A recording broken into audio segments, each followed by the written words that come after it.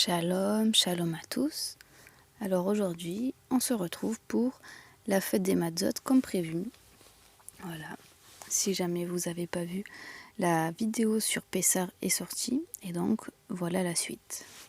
Et je vais commencer de suite par Exode 12-15. Pendant 7 jours, vous mangerez des Matzot. Le premier jour, vous ôterez le levain de vos maisons. Et quiconque mangera du pain levé du 1er au 7e jour sera retranché d'Israël. Le 1er et le 7e jour, vous ferez un rassemblement consacré à Dieu. Aucun ouvrage ne sera réalisé ces jours-là, sauf ce que chacun doit faire pour préparer sa nourriture. Donc la fête des Matzot, c'est le 15 Nissan pour le premier jour et jusqu'au 21 Nissan. Donc du 15e jour au 21e jour du mois de Nissan, qui est le premier mois de l'année de Yahweh. Et on doit enlever tout le vin de la maison avant la fête. Et on ne doit plus consommer de levain pendant 7 jours. Mais par contre, on n'a pas besoin d'enlever tout le blé. Le blé ne veut pas forcément dire le vin. Par exemple, les pâtes ne sont pas levées, il n'y a pas besoin de les enlever des maisons. Mais par contre, on enlève tout ce qui est levure, gâteau levé, etc. On n'en produit plus, évidemment, on n'en fabrique plus et on n'en mange plus.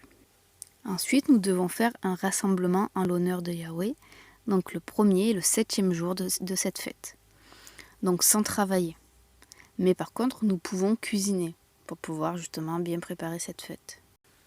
Une autre chose par rapport à ce verset qui n'est pas précisé mais que Yahweh m'a dit, c'est que vous pouvez soit les sortir, donc les produits levés de la maison, pour après la fête les re-rentrer, soit vous pouvez les brûler comme les Juifs, mais ça n'est pas obligatoire. Et Dieu m'a révélé justement pourquoi il a guidé les Juifs à faire cette mitzvah jusqu'à brûler le levain, alors que ce n'était pas précisé dans ces versets. Donc on verra ça un peu plus tard. En tout cas, c'est comme vous voulez à votre guise, il n'y a pas d'obligation.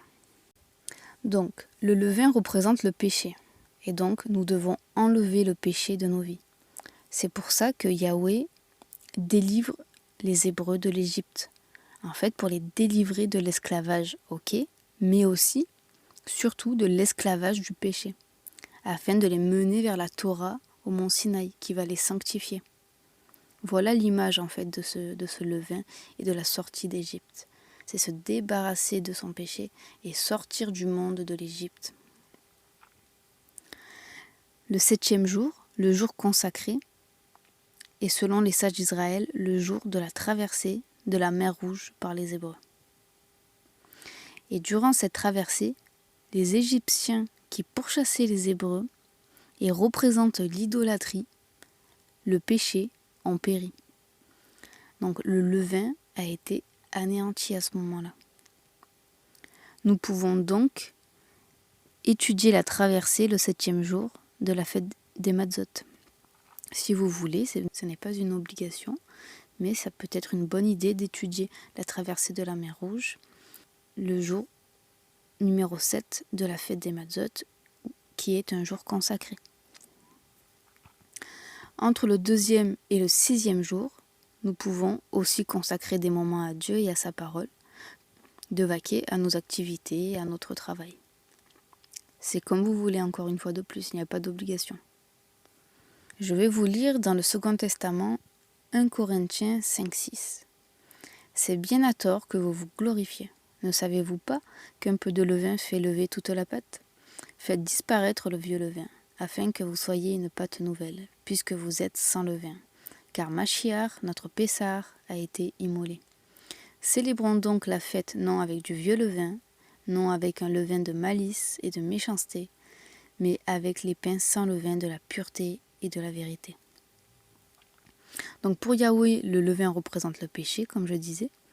Ainsi, lorsqu'il nous commande de manger du pain sans levain pendant 7 jours, c'est un symbole pour nous.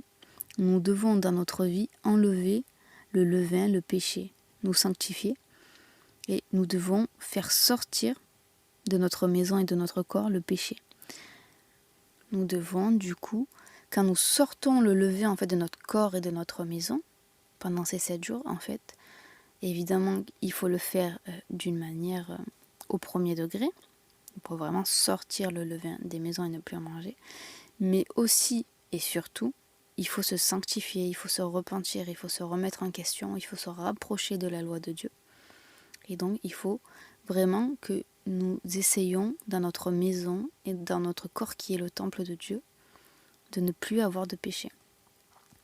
Et cette sanctification est représentée par le chiffre 7 de la perfection de notre Elohim, puisque nous devons faire ça pendant 7 jours. Comme nous avons lu dans Exode 12,15, « Pendant 7 jours, vous mangerez des matzot, le premier jour vous ôterez le levain de vos maisons. » Ainsi, notre maison, qui est le foyer de notre famille, où Yeshua demeure avec nous, et notre corps qui est le temple du Saint-Esprit, seront saints pour les accueillir. Apocalypse 3,20. Voici, je me tiens à la porte et je frappe. Si quelqu'un entend ma voix et ouvre la porte, j'entrerai chez lui et je souperai avec lui et lui avec moi. Ensuite, consommer ces matzot, ces pains sans levain, c'est aussi une manière de se souvenir de ce que nos frères ont vécu à leur sortie d'Égypte. Puisque, faute de temps, leur pain n'avait pas eu le temps de lever et ils ont donc mangé pendant leur voyage des pains sans levain. Exode 12,39. Ils firent des gâteaux cuits sans levain avec la pâte qu'ils avaient emportée d'Égypte et qui n'était pas levée, car ils avaient été chassés d'Égypte sans pouvoir tarder et sans prendre des provisions avec eux.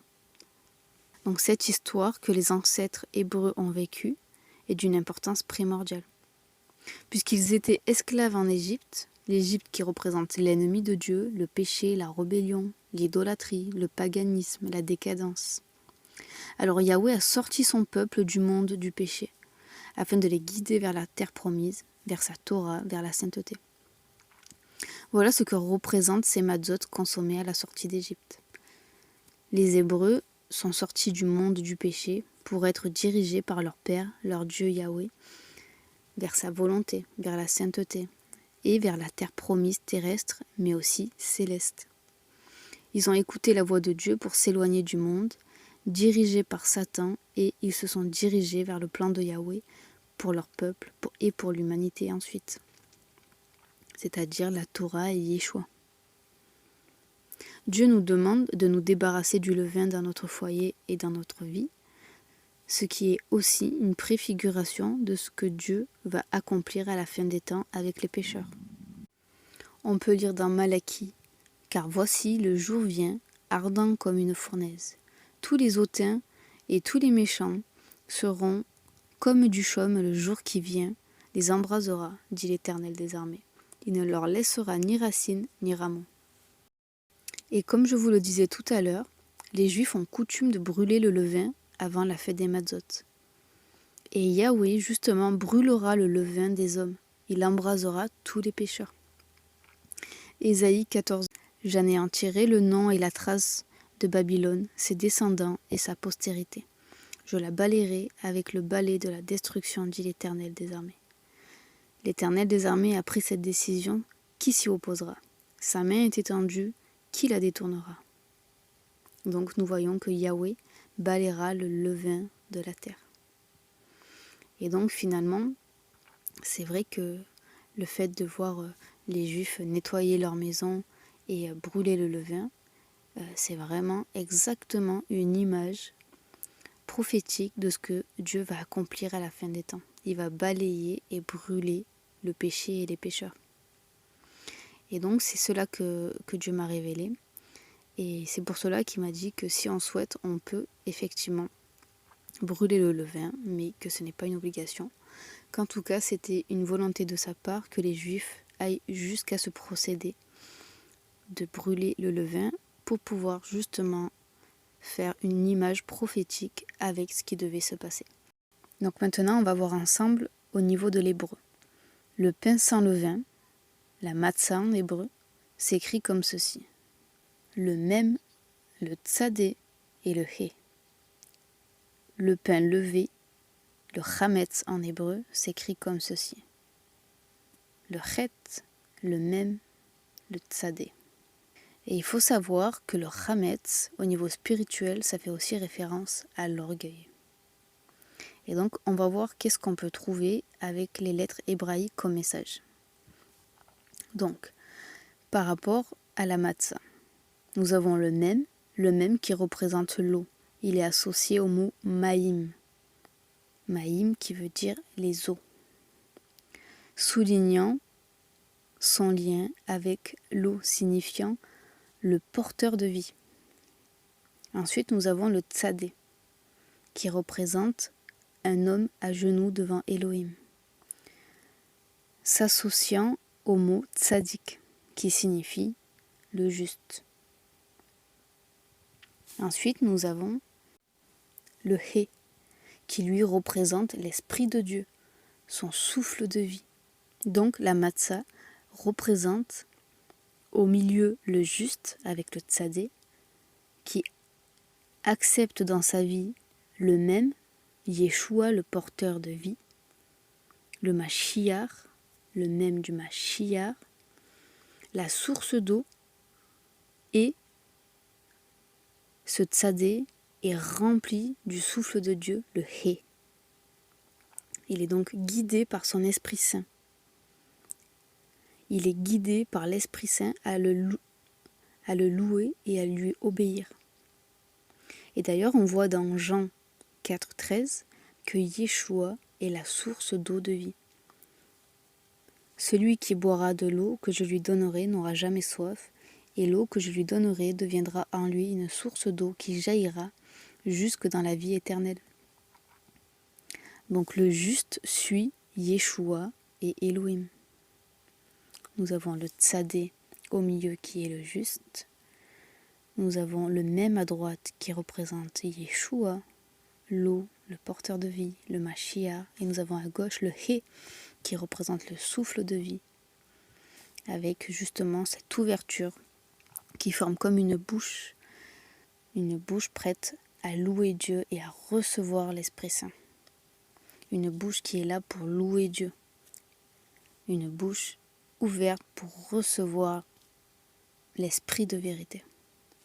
Dans l'autre mot, le chametz, nous voyons que le Hé de la fin du mot disparaît et qu'apparaît au début du mot le Chet, qui lui représente une barrière, justement qui est en opposition avec le Hé. Nous voyons une espèce d'ouverture, comme je vous disais, pour que l'Esprit de Dieu rentre en nous et pour que nous ouvrions la bouche pour louer Yahweh. Alors que le Chet, lui, est fermé.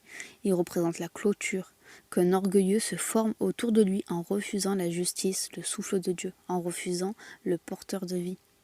Et donc, le Chamet, lui, représente un homme gonflé d'orgueil, comme le pain gonflé de levain, qui établit par son orgueil une barrière, le Chet, entre lui et Dieu.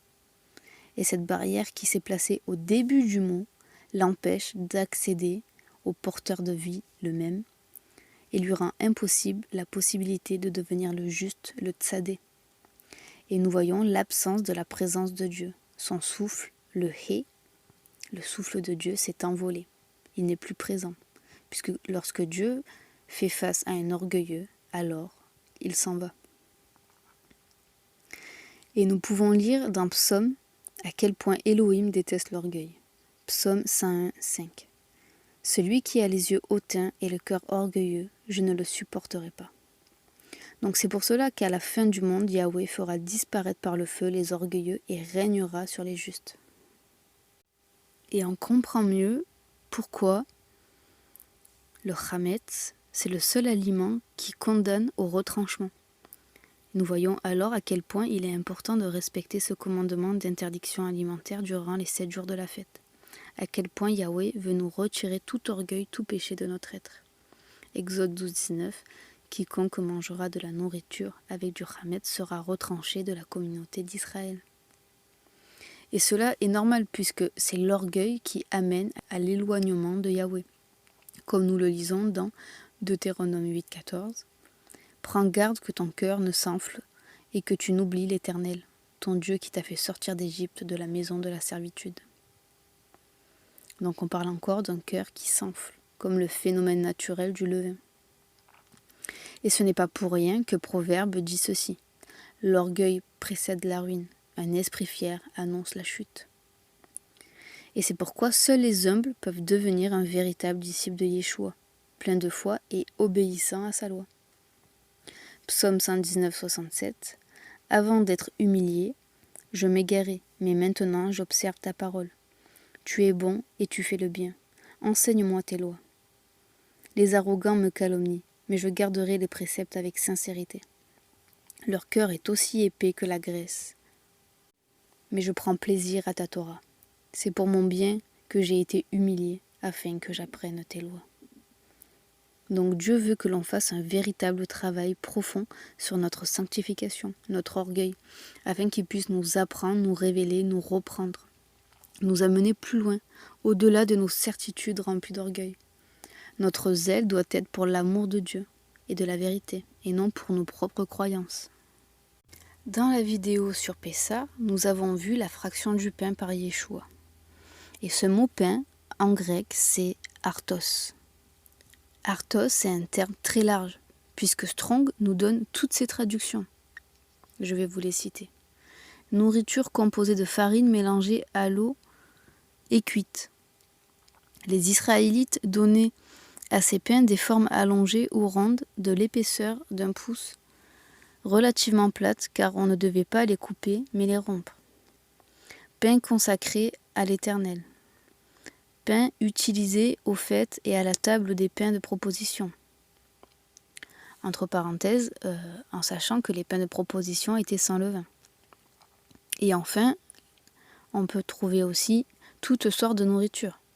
Donc cela ne nous éclaire pas vraiment sur la nature du pain que Yeshua a pris. Avec ou sans levain, les deux sont possibles avec ce mot artos. Pourtant, nous savons bien que c'est impossible que Yeshua, le seul homme qui n'a jamais péché, qui n'a jamais eu de levain en lui, qui est Dieu lui-même, le Créateur parfait, ne peut pas se représenter lui-même par du pain levé. C'est impossible. Il n'est pas un pécheur pour se représenter par du pain levé. Mais alors pourquoi ne pas avoir utilisé le mot azomos qui lui veut dire justement seulement exempt de levain ou pain sans levain? Eh bien, figurez-vous que j'ai trouvé la réponse grâce à l'évangile de Matthieu en hébreu. Dans l'évangile de Matthieu, on retrouve en hébreu que le pain se dit lechem dans ce passage, qui veut dire soit nourriture, soit pain. Et ce terme lechem, où on le retrouve dans la Torah, on le retrouve dans Exode 16, 4.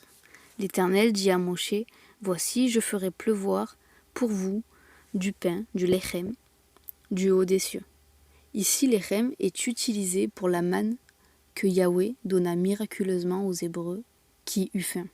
Et cette scène, c'est une préfiguration du corps du Mashiach qui allait leur être offert pour leur vie éternelle. Donc, pas étonnant que le terme lechem, utilisé pour la manne miraculeuse, symbole du corps du Messie, ait été utilisé pour le pain de la fraction du pain en l'honneur de Yeshua, qui ressemblait d'ailleurs étrangement à du pain sans levain. Exode 16, 14. Quelque chose de menu, comme du grain, comme de la gelée blanche sur la terre. Et dans le verset 16, cette phrase que Moshe donne de la part de l'Éternel, Moshe leur dit, c'est le pain que l'Éternel vous donne aujourd'hui. Et est-ce que ça vous rappelle quelque chose? C'est le pain que l'Éternel vous donne aujourd'hui. Cela nous rappelle évidemment les mots de Yeshua, Matthieu 26, 26. Prenez, mangez, ceci est mon corps. La boucle est bouclée. Yahweh offre de la manne à son peuple et leur dit mangez. Puis, des générations plus tard, Yeshua donne le pain à ses apôtres et leur dit mangez. Yeshua prend le pain sans levain, le brise pour le distribuer aux apôtres et il déclare être ce pain sans levain, le Messie, l'agneau sans tache, qui va être justement brisé, sacrifié à la croix pour être distribué aux nations, à ceux qui voudront l'accepter. Voilà quel est le symbole de ce moment de la fraction du pain. Et donc on comprend mieux pourquoi, vu qu'on sait que chaque parole de Dieu a été au départ révélée en hébreu et que nous avons seulement perdu les textes, nous voyons ici pourquoi, lorsque ça a été traduit en grec, ça a été traduit par artos, puisqu'effectivement, c'était le mot lechem du coup, qui veut dire, comme je vous l'ai dit, soit nourriture, soit pain. Donc, artos était une bonne traduction. Mais en fait, celui qui a écrit en hébreu savait qu'en écrivant lechem, on pourrait trouver justement qu'il s'agissait exactement du même terme que pour la manne. À quel point la parole de notre Seigneur est magnifique. C'est quand même incroyable. À quel point on a toujours des secrets, toujours des prophéties, des préfigurations, des codes à trouver. C'est incroyable. C'est vraiment merveilleux. Dieu avait tout prévu.